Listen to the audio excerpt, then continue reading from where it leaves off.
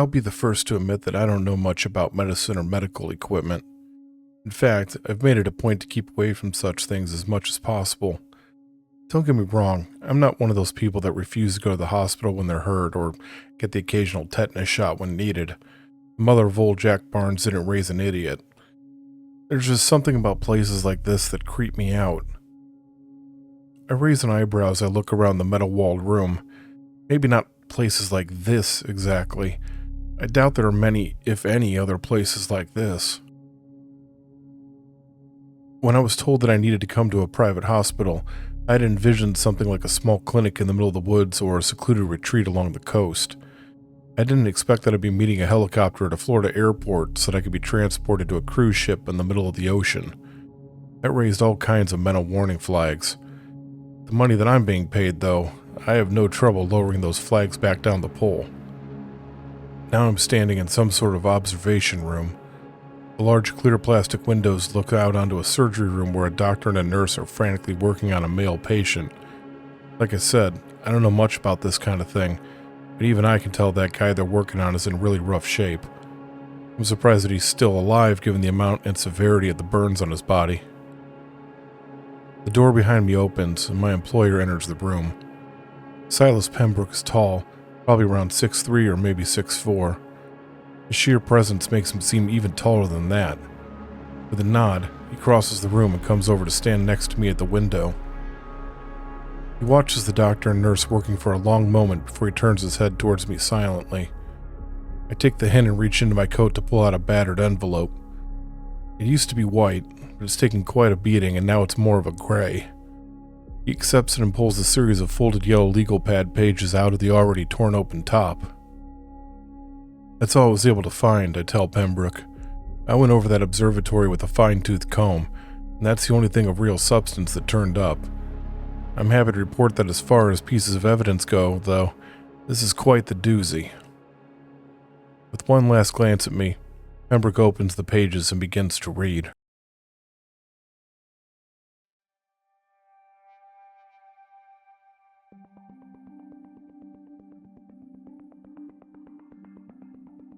Dear James, I'm sure that this letter comes as something of a surprise. We haven't spoken in 3 years? Maybe 4? It's been quite a while, and we didn't exactly part on the best terms. That's a gross understatement, obviously. We both made fools out of ourselves that day.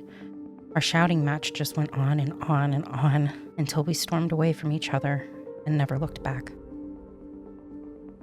I want you to know that I've felt bad about that day ever since. For a long time, I blamed you for that argument. But over the years, I've come to realize that it was my own fault. You simply wanted to discuss the possibility of starting a family, and I just sort of snapped. I was so stubborn that I didn't even allow a discussion to take place. I should have sat down with you and explained why I was so against the thought of having children. Instead, I just dug in for a fight. Well, I got that fight, and it ended up costing me dearly. So yeah, I'm sorry. It was never my intention to hurt you like that. At least I don't think it was. There have been times that I've wondered if there was some part of me that tried to ruin things. I've never been fully comfortable being happy. Therapist would have a field day with me. I'm writing to you to apologize for the way that things ended. That's one part of it, and the biggest part in my mind. I'm also writing you because I don't know how much time I have, and I feel like what's happened needs to be documented. You're the best reporter that I've ever known. Sure, you're the only one that I've ever known, but still, you're amazing at your job, and I know that I can count on you to take this seriously. Anyone else would just laugh it away as some nightmare conjured up out of the depths of my imagination. Around a year ago, I accepted a position at the Jarl Aurdal Observatory. Don't feel bad if you've never heard of it before, pretty much no one has. It's a small space observatory located on the Svalbard archipelago between Norway and the North Pole. It's not nearly as well known as the Kjell or Zeppelin observatories in the same region, so most people don't even know it exists. We sometimes joke that even the Norwegian government has forgotten that we're here. There are so many observatories on Svalbard because of its special placement on the map. From around the middle of November to the end of January, the entire region enters a dark season. The pitch and rotation of the Earth keeps the area in perpetual night. It's called polar night, and it makes the region perfect for researching the atmosphere and the space beyond. The darkness actually begins earlier than that, usually around the first week of October. But it's during that November to January period that the sun is so low under the horizon that the region fully experiences the polar night. The one happening right now is my first. I was brought into Jarl Aurdal just after the last one ended. That does mean that I've been through the opposite phenomenon, where the sun doesn't fully set for months. That was incredibly strange. It screws with your internal clock in ways that you can't truly appreciate unless you've experienced it. You just feel weird and uncomfortable until your body adjusts, and even then it's like you're always just a bit off balance. I thought going through that would prepare me for the polar night. I was very wrong about that.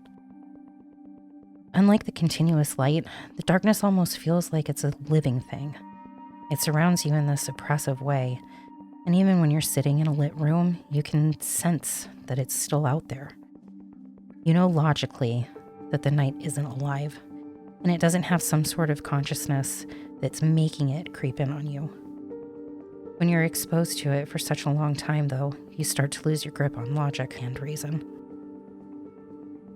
The only thing that really helps is being around other people. 4 of us were assigned to work Jarl Aurdal during this year's polar night. Astronomer Peter Bogard, telescope specialist Adnan Bala, computer scientist Bailey Mio, and myself as the team's engineer. We spent every moment that we weren't sleeping or working together. Now that I'm thinking about it, it was a lot like cavemen gathering around a fire for warmth and protection. There were a number of days or nights or whatever you want to call them, where the scientists couldn't gather much data. Svalbard is extremely far north, after all, and that means the blizzards are a common occurrence. It's tough to see out of a telescope when multiple feet of snow are coming straight down at you. This is especially true during polar night. The first of these heavy snows kicked up during the 3rd week of darkness, and that's when this all started. The scientists might have been on break during snowfalls, but I wasn't. As the group's engineer, I was constantly having to fix and maintain everything from the toaster to the facility's many generators. Jarl Aurdal is too far from the nearest town to be on a power grid, so all of its electricity is handled through a series of linked generators. The night that the first snow began, one of those generators went offline. I was notified of the outage by a blinking yellow light in my office. I grabbed my coat and tools and headed outside. A generator going offline wasn't an uncommon occurrence. They were constantly running after all, and that kind of use would naturally cause mechanical issues over time. The extreme cold didn't help matters either. I got a good example of that chilled air as it blasted right into my face as I left the warm confines of the observatory. I turned on the bulky flashlight I was carrying. The generator shed was outside of the main building for safety and ventilation reasons, but it was close enough that I was able to cross the distance between the 2 structures within a few minutes, even with needing to trudge through the heavy snow. Although it was a short trip, I still found myself feeling uneasy. The security lights on the outside of the observatory only reached about halfway, so for the second half of the walk, I was surrounded by darkness. I felt completely alone and isolated in the void, and the sounds of my feet crunching in the snow seemed to fade into nothingness. I was only a few yards away from the generator shed when I noticed something strange about the snow. I lowered the flashlight's beam to get a better look. I immediately regretted doing so. A large section of snow was soaked in dark red blood. It was smashed down like it had been trampled by some great weight. I stood there staring dumbly at it for a long moment. As the shock wore off, however, I pulled my eyes away from the blood and quickly looked around. I knew that there weren't any other people in the area besides the 4 of us at Jarl Aurdal. All the deliveries to the observatory stopped during the polar winter, as the roads around it became impassable due to the snowstorms. There weren't any nearby towns, and even the always crazy survivalists avoided the area. That didn't mean that the area was deserted, however. There was a surprisingly high amount of animal life.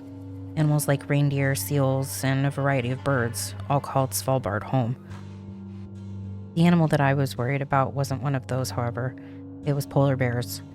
The region has one of the highest populations outside the North Pole, and there are plenty of stories about them wandering into uninhabited areas. The ones that you've seen in zoos don't do the wild ones justice. Polar bears are huge, nearly half a ton of bulk and muscle. They can tear a human in half without a second thought if they want to. That's ridiculously rare, but I wasn't going to stick around to see if I could beat the odds.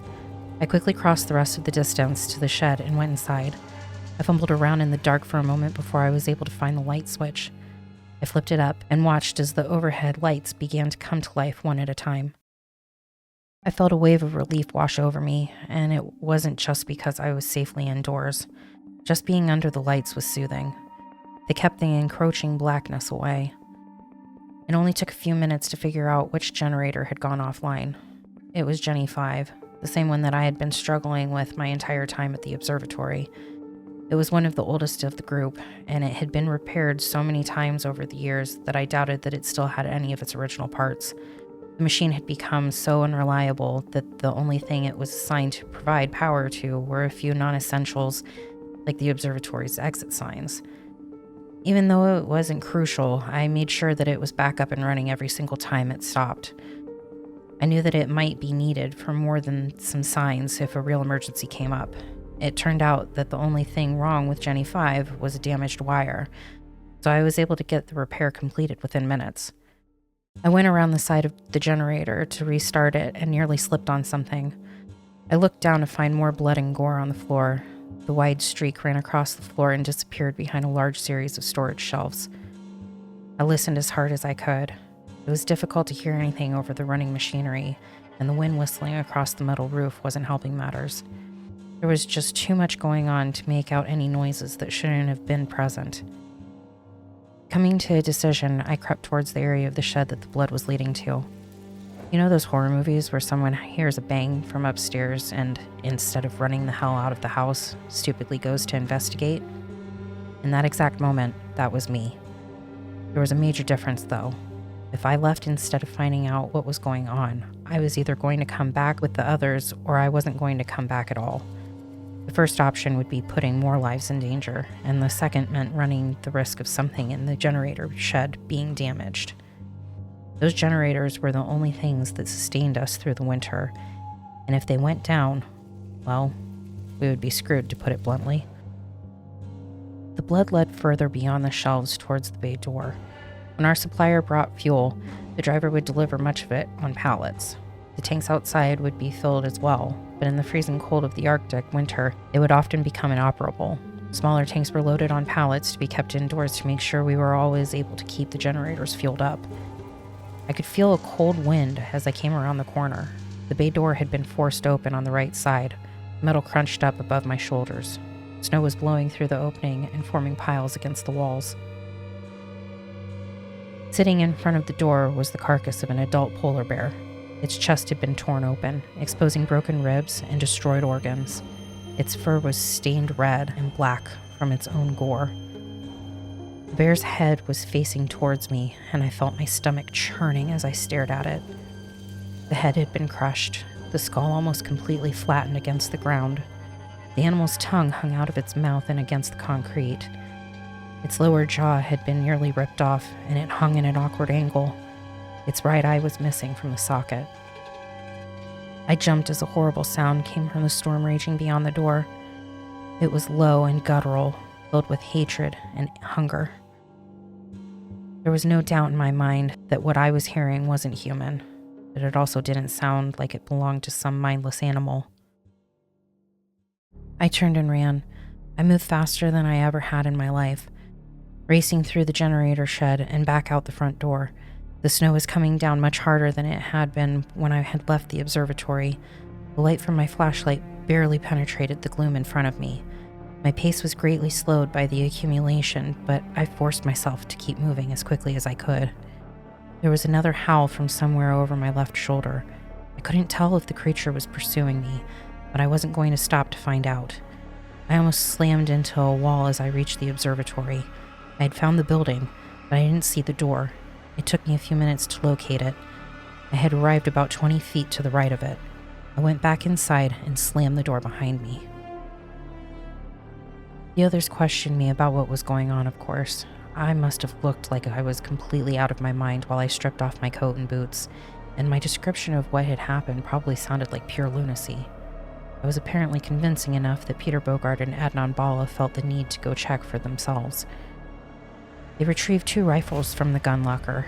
None of us liked the idea of firearms being in the building with us, but it was a necessary evil. We needed to be able to defend ourselves and each other in case of a wild animal attack. The 2 men headed out towards the generator shed. Bailey, Mio, and I watched the feed from the security cameras. The feed was mostly blocked by the falling snow, and they disappeared almost as soon as they appeared on the cameras. The last image we saw was of them talking to one another as the darkness swallowed them up. I was worried that something would happen to them, but they returned unharmed a short time later. The polar bear carcass hadn't been in the shed when they had arrived. They had seen the damage to the door, and they reported that large amounts of blood covered nearly every surface of the loading bay. They had also heard the same bellowing that I had, but it had been further away, and it had stopped after just a minute or 2. Bala also said that he'd seen something as they had left the shed. He hadn't gotten a good look at it, but it had been big and definitely hadn't been another bear, not unless one had learned to walk on 2 legs. We were all on edge for the next few days, but nothing out of the ordinary happened. The storm thankfully didn't turn into a full blizzard. It did, however, leave a large amount of snow behind. We were forced to clear a path to the generator shed to make sure it was accessible. Bala and Mio managed to get the bay door back into somewhat working order with a sledgehammer. We didn't talk about what had happened. It wasn't some decision that we all agreed on. No one seemed to want to talk about it, though, so we didn't. It was like we believed that not discussing it meant that it wouldn't happen again, and for a couple of weeks it seemed like that would be the case. My 3 companions went about their research while I continued to make sure that the observatory itself was running smoothly. On the Friday of the 3rd week, I looked out of the window and found that the endless night wasn't so endless after all. The sky was finally clear enough for the aurora borealis to be seen. The others were already at the door and getting dressed to go outside as I hurried down from my workshop. Weeks of tension gave way to smiles and laughing as we rushed out into the snow like children on Christmas morning. It might sound like we were being reckless, and maybe we were. What you have to remember is that nothing out of the ordinary had happened after the initial incident. We had been outside a number of times since then for various reasons without an issue. We had become complacent. I'm sure that you've seen pictures of the northern lights, but I'm here to tell you that those images don't do it justice. Bands of green and purple and blue wrapped throughout the sky, moving and pulsing like ethereal flames, dancing for the amusement of the stars. I wasn't just in awe of what I was seeing. The natural beauty was so incredible that I felt like I was having a religious experience. I was aware that tears were falling down my cheeks, and I didn't feel the slightest twinge of embarrassment. I wish that you could have seen it. I could have stood there in rapture for hours, but I was snapped out of my euphoria by the same deep growl I had heard in the generator room weeks earlier. We all turned towards the noise.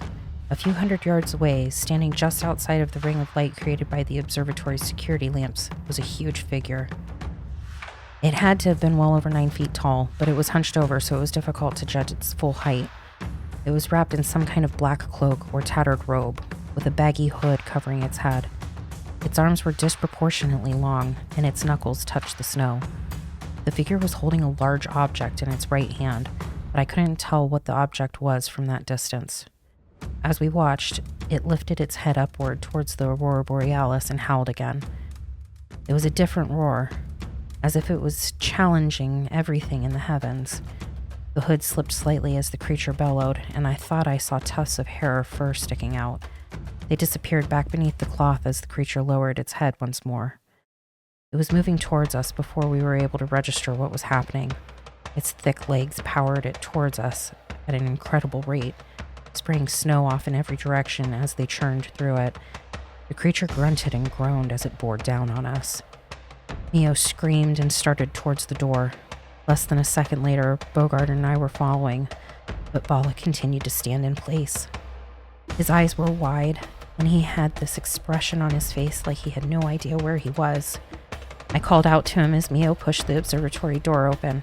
My cries sounded flat as they were absorbed by the snow and the night. The creature reached him and lifted the object it was carrying.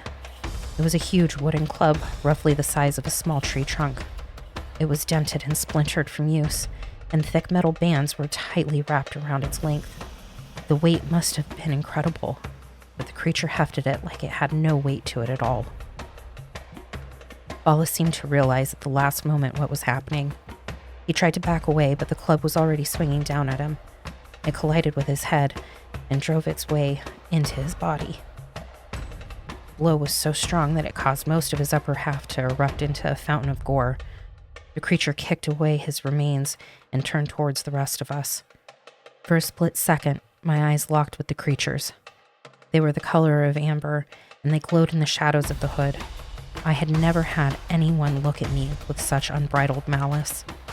The gaze was broken as Bogard pulled me inside the observatory and slammed the heavy door shut. Mio attempted to radio for help, but of course there was no reply. Jarl Aurdal was so remote that it was difficult to get in contact with someone, even in the best weather conditions possible. She didn't give up, though.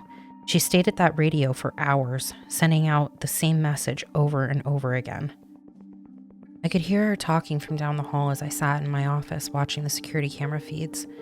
One by one, the outside feeds went dark. The cameras were still transmitting, but the lights near them were being knocked out. A couple of times, I was able to catch a glimpse of the creature as it used its club to shatter the bulbs. Whatever it was, it definitely wasn't some mindless beast. I spent the time running through our options, of which there weren't very many. There was a small garage around the back of the observatory that contained a four-wheel drive SUV that we could theoretically use to escape. The problem was that the roads were likely to be completely impassable after the heavy snow. It would also mean that someone would have to go out into the darkness to collect fuel for the truck in the generator shed. As far as I could tell, our best bet would be to stay put and wait things out. We had enough food to last until we reached the other side of the polar winter. If we limited ourselves to a small section of the observatory and cut off the power in all the other areas, we would probably be able to keep lights and heat going without needing to refuel the generators.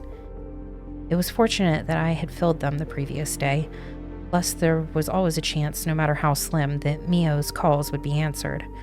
We had to avoid going back outside if at all possible, to avoid falling victim to the creature like Bala had. I'm finding it difficult to even write Bala's name. He was a good man, with a wife and kids waiting for him back in London. For his life to be brought to an end so quickly and so brutally, he didn't deserve that.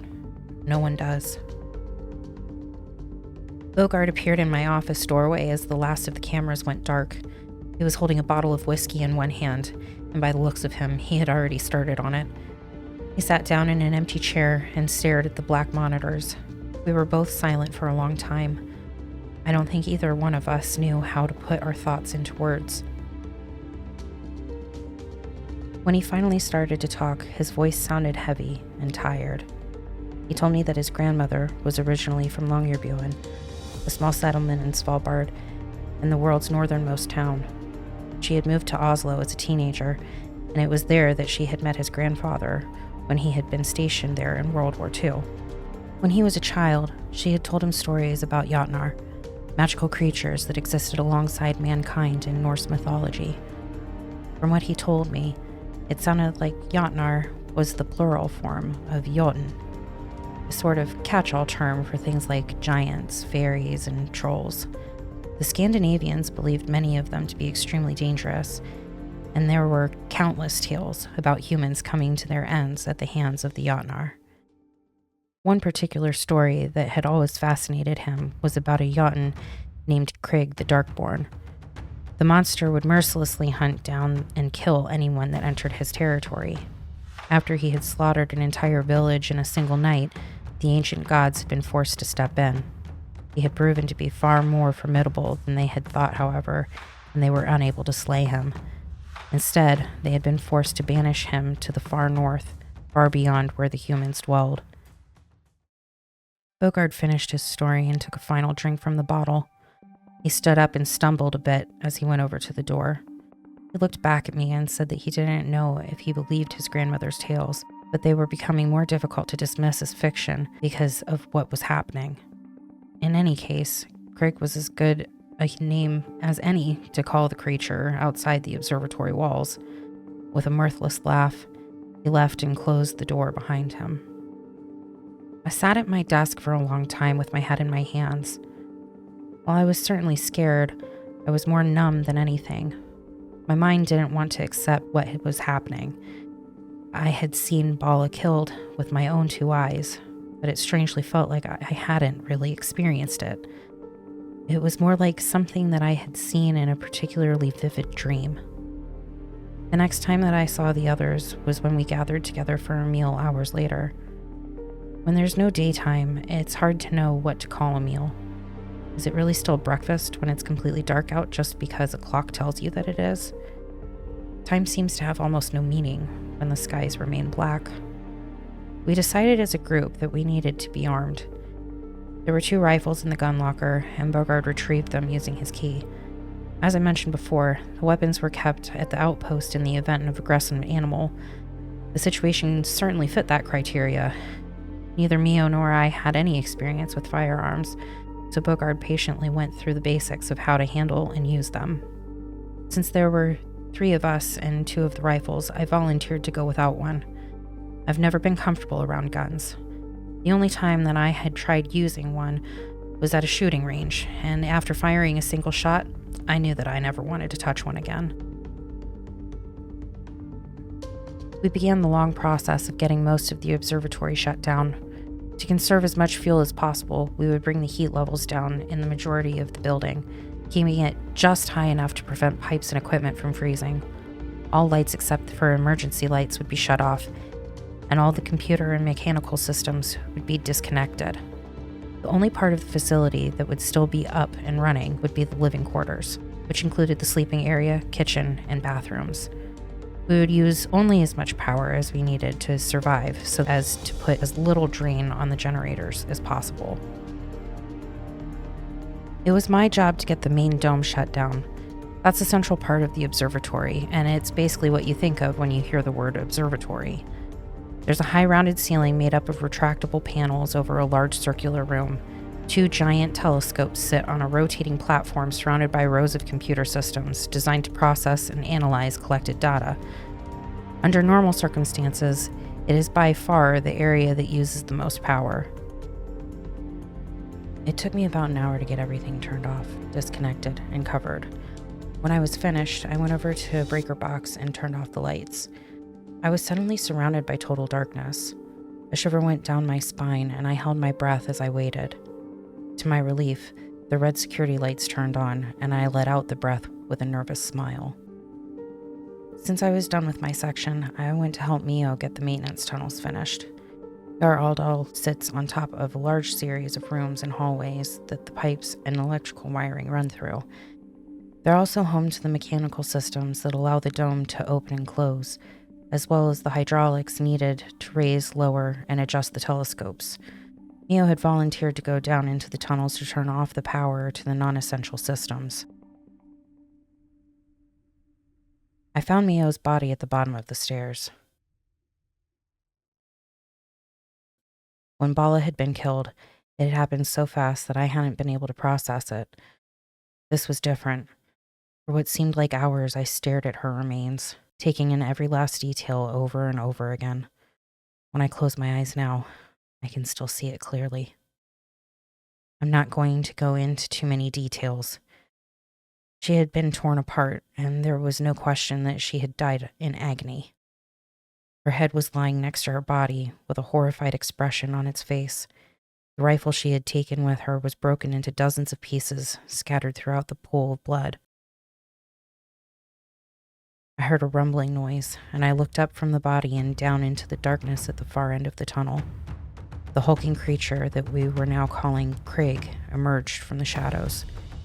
I don't mean that he stepped out into the light.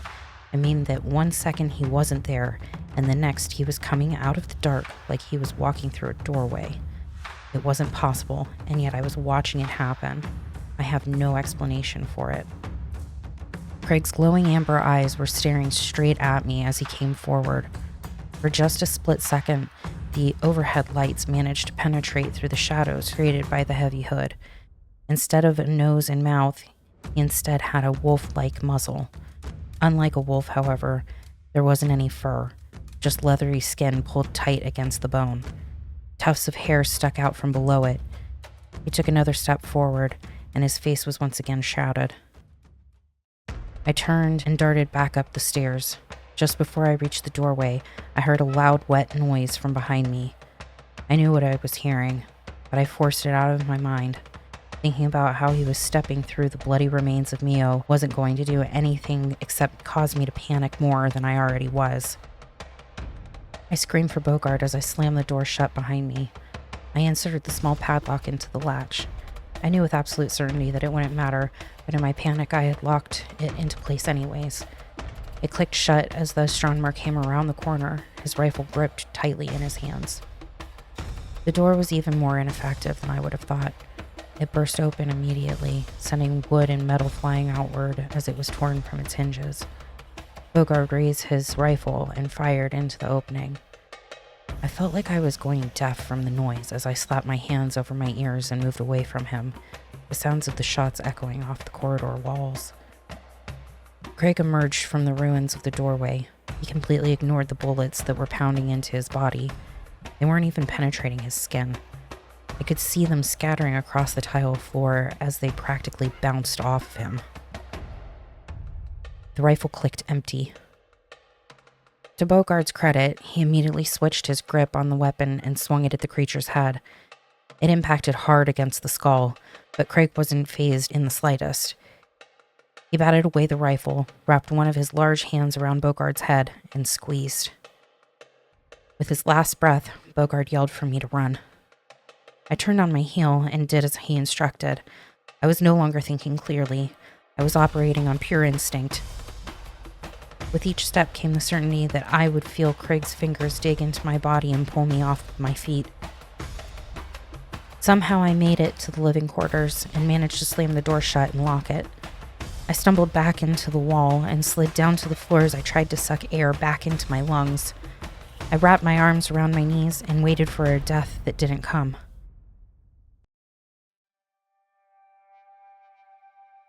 I don't know how long I stayed locked in the living quarters. There wasn't anything in that section of the observatory to keep track of time. I'm sure that it was at least a few days, but it could have been weeks. I slept, I ate, I tried to keep my mind occupied, and I stared out the windows into the always-present night.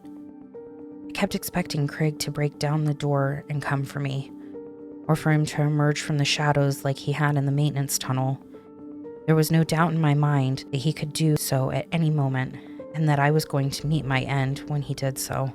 For some reason that I didn't understand, he left me alone. With access to both food and water, I would be able to last until the relief crew arrived at the end of the polar night.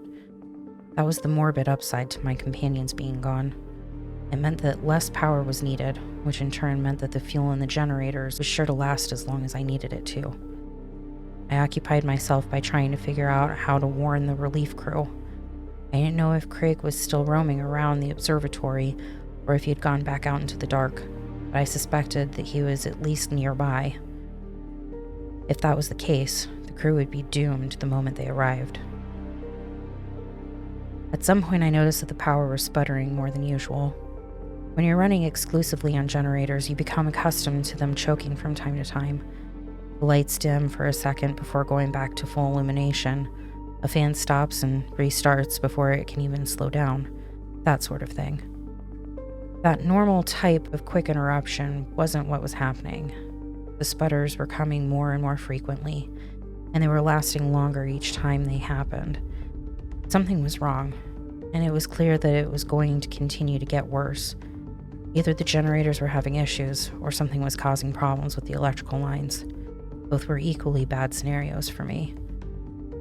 That moment of realization was when I began to feel truly afraid.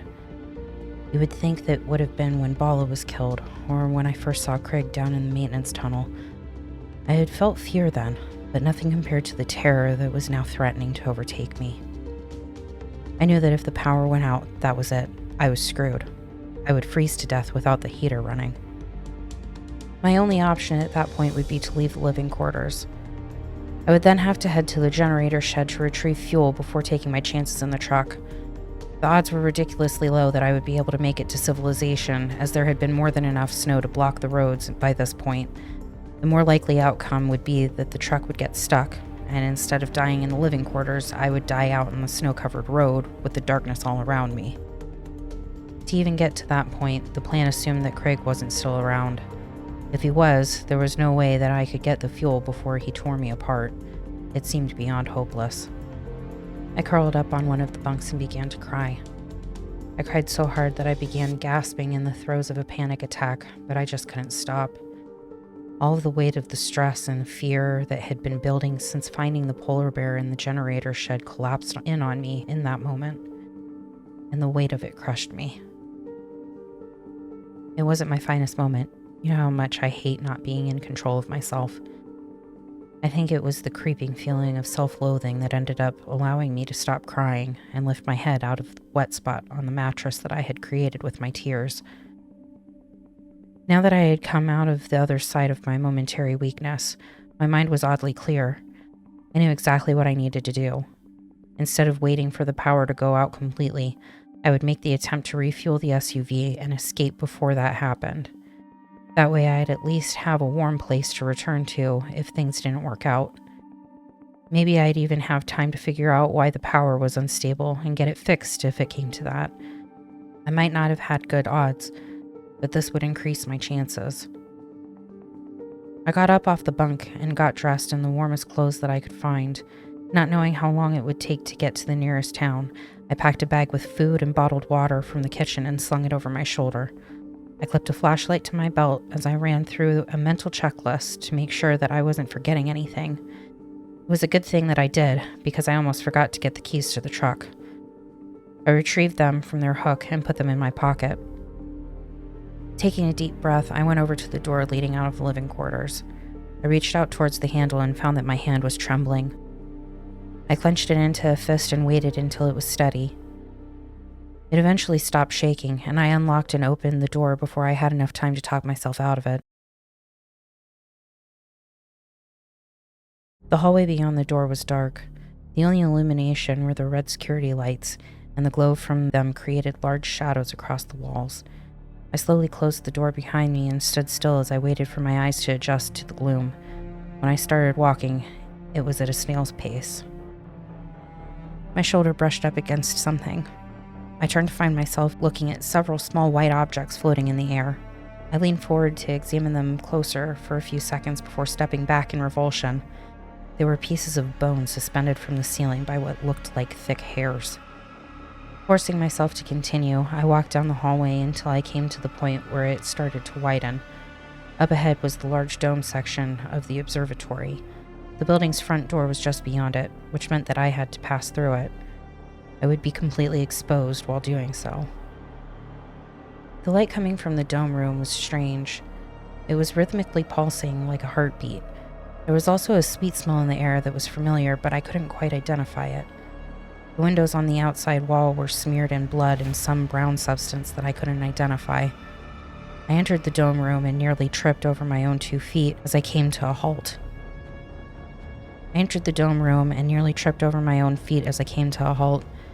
The entire section had been completely transformed. Bogart had once referred to this area of the observatory as a shrine to technology. Computer terminals had formed a circle around the 2 huge cutting-edge telescopes, and large monitors had lined the walls. That shrine had been torn down and replaced with one far more primal. The monitors had been torn from the walls and smashed into pieces. The telescopes were both lying broken off to one side. Symbols that I didn't recognize were drawn in blood and more of that brown substance across the walls and floor. Displays of skulls and bones were stacked and strung up throughout the room. Some of the bones were from a variety of different animals, but many of them were human. There were more of those than could have possibly come from my late companions. Fires had been built in over a dozen places, their flames tinted red from the security lights. The largest of them was a huge bonfire that had been built in the center of the room. It towered over everything else, stretching upward for nearly 2 stories. It crackled loudly as it released smoke up into the curved dome. Directly behind the bonfire, the computer terminals had been split apart and shaped into a great throne. Upon that throne of ruined human ingenuity sat the imposing figure of Krig the Darkborn. The massive creature was sitting completely still, each hand gripping one of the arms of the metal and plastic throne. I wasn't able to see his glowing amber eyes, but I didn't know if it was because of the distance between us or because they were closed. Shadows danced across him as the fires burned. Leaning up against the right side of the throne was the blood-stained club. Seeing him like this as the unquestionable Lord of Jarl Aurdal, I finally got it. I wasn't in the presence of some simple monster. I now knew what it meant to be in the presence of a Jotun. This was a being that I could never fully understand. I could never hope to truly define him. He was Krig, master of the endless night and defier of gods, and Jarl Aurdal was the great hall that he now ruled from. Not having any other option, I slowly started walking toward the door. I never looked away from him as I did so. I'm not sure if I could have if I tried. I was less than 10 feet away when those horrible amber eyes opened and locked on me. Whatever hope that I still had faded away. He had known that I was there the entire time. Of course he had. He knew everything that happened in his territory, and things only happened in that territory when he permitted them to. Without moving a muscle, he was letting me know that he had not granted me the right to leave. I abandoned my plan and turned back towards the way that I had come from. He watched me closely as I started walking. His eyes didn't close until I had reached the hallway. I had been dismissed. I returned to the living quarters, and that's where I am now. I apologize for the awful penmanship, but I can't seem to stop shaking. I can't put into words how insignificant I feel. A single look was all that it took to get me to put aside all my survival instincts and instead bow to his will. I've come up with one last idea. There's an air vent in the kitchen that connects in with the other ductwork, and from there I should be able to find my way to the vent leading outside. From there, I can make a break for the generator shed. It's an all-or-nothing plan, and there's a lot that could go wrong. The duct in the kitchen is large enough for me to pull myself through. I don't know if the rest of the ductwork is going to be all that large. I also won't be able to fit anything in there except my body, which means that I have to leave behind all my supplies and thick clothing. Even assuming that I make it outside, I still have to get the fuel for the truck, go to the garage, refill the truck, and drive away, hoping against hope that the road is clear enough for me to get through. All the while, I'll be surrounded by the polar night. I can't risk using the flashlight. I'll have to make my way from building to building through the black void. If my direction is off by only a few feet, I will likely wander lost in the darkness until my body succumbs to the cold. Worst of all, Krig might come for me. Like I said, I know now that nothing happens in his territory without his allowing it. It's a risk I have to take if I've got any hope of getting through this, though. And I guess that's another part of why I'm writing this letter. I may be dead within the next few hours, and I don't want to go without making a record of what we've been through. There won't be many people mourning me. Both my parents passed away years ago, and I don't keep many friends. Bala, Mio, and Bogard all had families, though. I need to know that there's at least a chance of their loved ones finding out what happened to them. I guess there's no reason to delay this any longer. If there's anything that I want to leave you with, it's that our years together did matter to me. I loved you, and I still love you. Please remember me fondly. Without you, I don't have anyone that will.